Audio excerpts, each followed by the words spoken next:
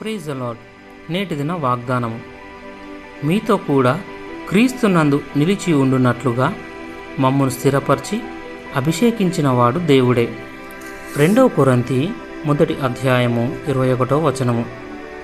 నూనె, ఇది అభిషేకానికి గుర్తుగా ఉంది. నీ దీపంలో నూనె ఉంటే యేసుక్రీస్తు కొరకు వెలుగుతూ ఉండవచ్చు. నేను వంట చేసేటప్పుడు కూరలో నూనె వేస్తూ నా దీపం వెలుగుతూ ఉండునట్లు నా దీపంలో నూనె వెయ్యి ప్రభువా అని పాడుతూ ఉంటాను.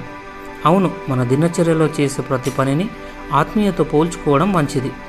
ఆ విధంగా ప్రభునితో పాటలు పాడుతూ స్తుతిస్తూ మన హృదయాలను ఆనందోత్సాహాలతో నింపుకుంటూ నడవాలి. మనం దేవుని చేత అభిషేకం పొందాం. ఈ అభిషేకం ప్రతి బంధకాన్ని తెంచివేస్తుంది. అయితే మీరు పరిశుద్ధుని వలన అభిషేకం పొందినవారు గనుక సమస్తంను ఎరుగుదురు అని మనం చూస్తాం. నూనెతో నా తల అంటినట్లు చదువుతాం. ప్రధాన యాజకుడైన అహరోను గొప్ప అభిషేకాన్ని పొందాడు. అహరోను నూనెలో సంపూర్తిగా మునిగిపోయాడని అనుకుంటాను. రాజులు, ప్రవక్తలు, యాజకులు నూనెతో అభిషేకించబడినట్టు మనం చూస్తాం. దేవుని ఆత్మ పొందుటను బట్టి ఇటువంటి అభిషేకం పొందడానికి వీలవుతుంది. ప్రార్థన.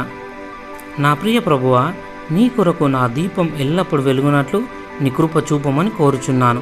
నూతన తైలమును ఇచ్చువారు మీరే గనుక నేను అనేకులను దీన్ని పంచిపెట్టునట్లు నూతన తైలంతో నన్ను అభిషేకించుము. నా దీపమునకు నూతన తైలము ఏమాత్రం నాకు తక్కువ కాకుండా చూడు. ఇట్టి కృప నాకు దయచేయమని ప్రభువైన యేసుక్రీస్తు పేరిట ప్రార్థిస్తున్న తండ్రి. ఆమెన్.